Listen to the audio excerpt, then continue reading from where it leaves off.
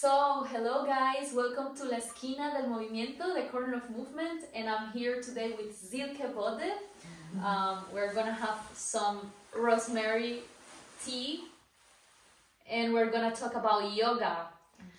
Because we have this is so trendy, the yoga, and so nice, so cool, but today we're gonna know exactly what is, it's really complex, but Silke is here to tell us how is yoga, how is her project, because she's an instructor, yoga for children, and a little bit of the history. So yeah, welcome, and I admire you a lot because you're so creative, my friend.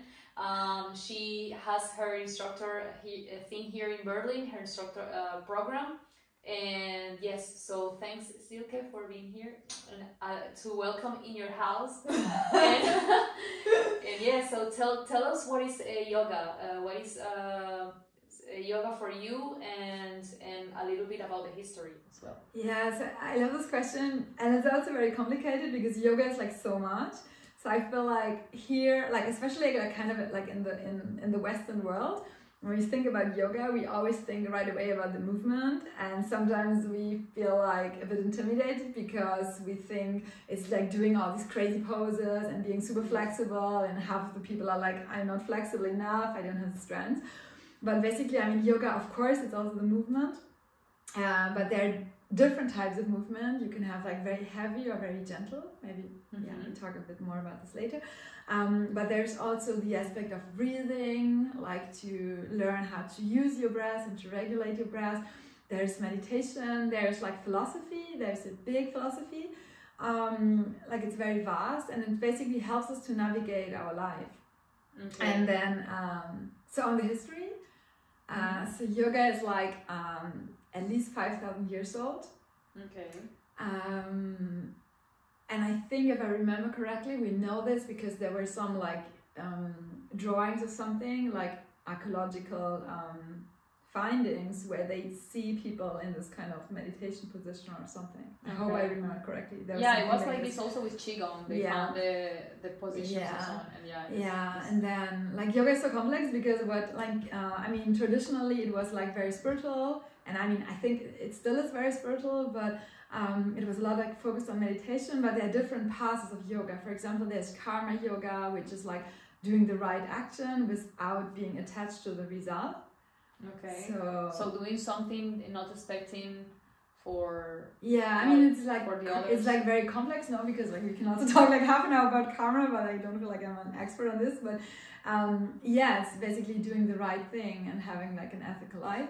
And then so there are many different passes and many different streams of yoga, traditionally speaking, and they're not really focused on movement. So they are a lot focused on like philosophy or other like spiritual practices or devotional practices or meditation. And there's one, it's Yoga Sutras by Patanjali, and he wrote down, let's say, a path for yogis or yogic seekers, so people who want to dedicate their life to this path of yoga. This is related with Kama Sutra as well, because I know that this Kama Sutra is also... No, because like sutra, I think sutras means, it's Sanskrit, and I think it means like knowledge or teaching, something like this. Okay. So Yoga Sutras, so it's like knowledge, teaching about yoga. And so he writes down an 8-path step, the 8 limbs of yoga, and on the first 2 like steps, which are the baseline, you have like ethical principles, how to live your life. For example, like non-violence, speaking the truth, these kind of things, non-stealing. Okay. It's very universal, I would say. Okay. And then you have the movement to make your body strong and to prepare it for meditation. And then you have like the breath, like to regulate your breath, because the breath brings us into the present moment. And it also helps us to regulate the nervous system.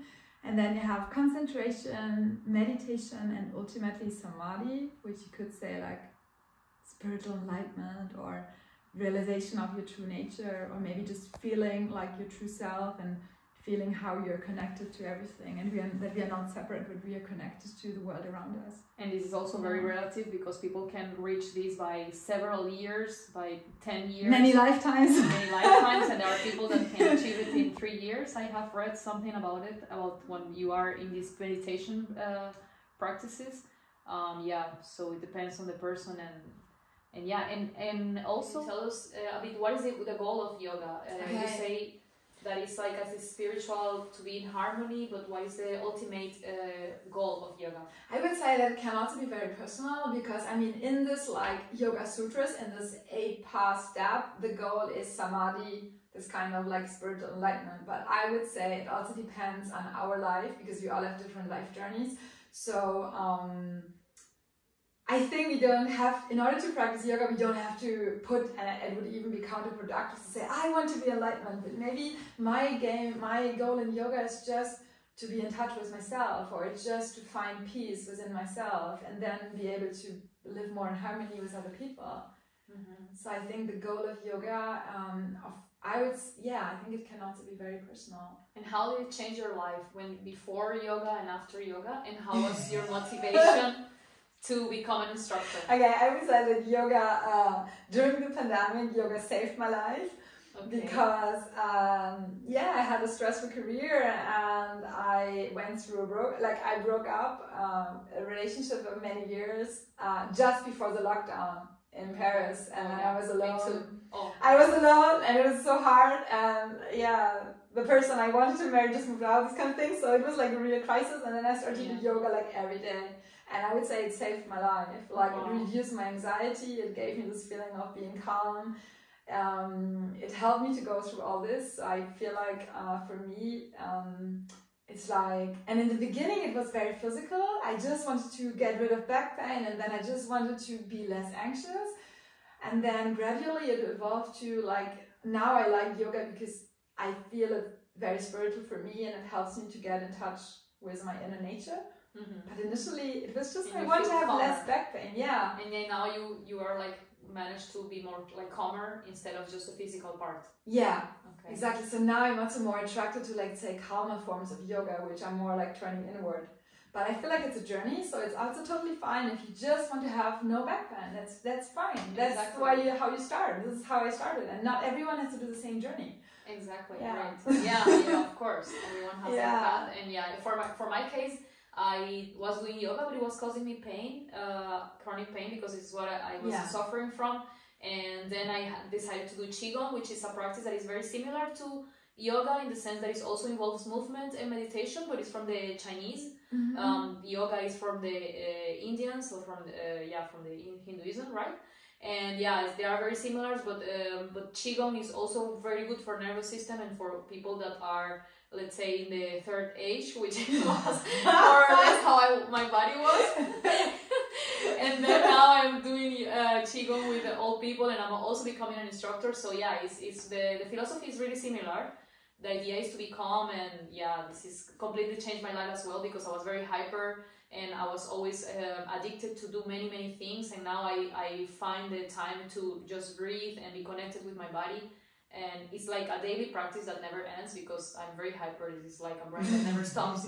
And I think yours as well is like this, that very creative, and we have a lot of ideas. And and tell us more about your project, the name of your project, and how did it come, and how was this inspiration to dedicate yourself to yoga as an instructor, and what do you do with the children? So many questions. So maybe we start with my path, no? Okay. So, I mean, it was more by coincidence. I was working as a lawyer. I felt I'm sick of it, and I felt the strong push to do something else. Initially, I thought a lot about art, to be honest, less about yoga.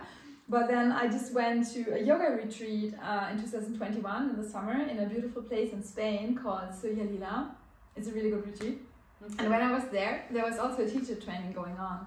And I thought, because I like challenges. So I was I could also become a yoga instructor. But I was scared because I'm not 20. Am I fit enough to do this? And then when I quit... That's a good point, that if you're not young, you're I was intimidated a bit. And then, so after... Young enough, I say, because... So I was like, then I did this like 6 months later, I did this teacher training.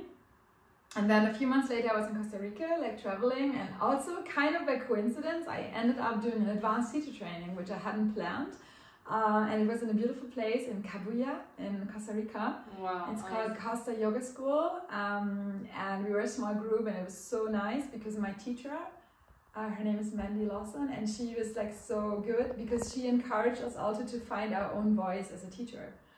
Okay, that's very So important. it was like also, of course, a lot of knowledge, but she also encouraged us to find our own voice. And I realized that I'm an artist. And I think I realized it when I was there because I was like, why do I have so many creative ideas? Exactly, me too. I discovered I'm an artist as well. Like, yeah, even with 37 years old, I'm an artist, and I discovered like 4 years ago because I didn't accept it. I was painting and I didn't accept this part of myself. Yeah. But I am like this. I'm a very creative, and this is also what saved my life. Like after the pandemic, that I really connected with myself. So I totally understand you. Yeah. And so my teacher, she was also a kids yoga teacher, and she recommended me her school, which is Kidding Around Yoga, and I did several online trainings with them. And then I started to do kids yoga like on the side. And yeah, and I really like it because it's very playful, it's very creative. We do a lot of games. Of course, I also teach them how to calm themselves. That's very nice, and this is for children. Sometimes it's hard because they are very hyper or they want to play. But how do they? How is a session before yoga and after yoga with the children? Okay, so sometimes they're like very active, or sometimes the teenagers, they can also say I had like a bad day or a difficult day, and the kids, of course, they come in and they want to run. So we basically, but it's also very active because we do, I do games with them. We also run and we dance in between we do yoga poses. But then we also find this like small quiet moments. So at the beginning of the class, we do a little meditation. And at the end, when they're kind of like exhausted, so it's finding a balance between exhausting them physically, but not make them too hyper, but then bring them down again. It's a delicate balance. Okay. Yeah. And so at the end, we do this kind of like journey, like a dream journey to this imaginary place, which is very peaceful. So we lie down on their mats, and I tell them the story, and we end like calm. Yeah, that's very nice. And I feel like I also want to try to tell them how to live their life, not kind of help them to navigate their life, because yoga philosophy, as I already said, it has many like ideas which can help us so much to navigate our lives. So for example, like in the Yoga Sutras, there are these ethical principles, and one, for example, is like santosha, to be content with ourselves and to accept ourselves the way we are, and not always to compete, and also to accept others the way they are. Sometimes we're very competitive. We go into the pressure. all the time. So for me, like kids yoga is a space where there's no competition and everyone is welcome the way they are. That's great. Yeah, that's the best. Yeah. Yes. This is what also like I'm accepting myself. I mean, in this journey of 4 years after I discovered like my diagnosis of fibromyalgia, that it's important to be myself just to the chronic pain goes away. This is like that. Not criticize ourselves that much, and don't put guilt, and just be ourselves. This is the best. Yeah.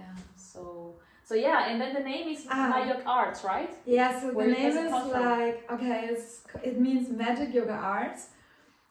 It's because I love yoga and I love art in general, and I believe in magic. Nice. And then like I say that I believe that yoga and art, or doing something creative, can be magic, because like half an hour or an hour can completely transform the way we feel.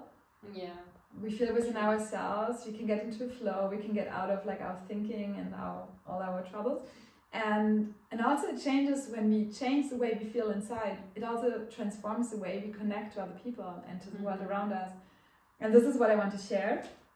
So yeah, I'm doing like classes, especially with kids, parents and kids, teenagers, also adults. And I mean, I also want to do more workshops where I combine like yoga and mindfulness and meditation with like art and creative things and storytelling and these kind of things. That's great. That's my dream. Yeah, great, because you will combine the art, the creativity, and the yoga, and all together in this project is beautiful. And for sure, next episodes we will be talking more about yoga. We will be making some classes, and her project. I will leave the link in the description so you can access what she's doing here in Berlin. But also she's doing online classes of yoga. And yeah, and recommend us a book for people that wants to start this yoga journey. Yeah, so there are like maybe, so there's one book which really comes to my mind, which is good for beginners if you just want to know a bit more about yoga beyond the physical part. And it's called Revolution of the Soul by Seane. And she describes, it's a nice name. And she describes her personal journey. So there are different chapters where she describes the different passes of her journey.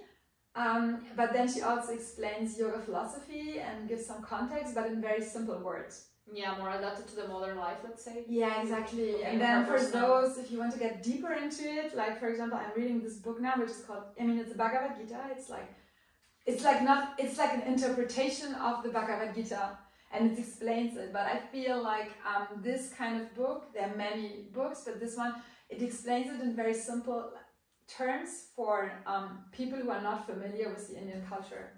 Okay, but this is much deeper. A classic of Indian spirituality, the Bhagavad Gita. I will put it also in the description of the video. And well, Silke, thanks a lot. Let's toast again. And see you next time. Bye.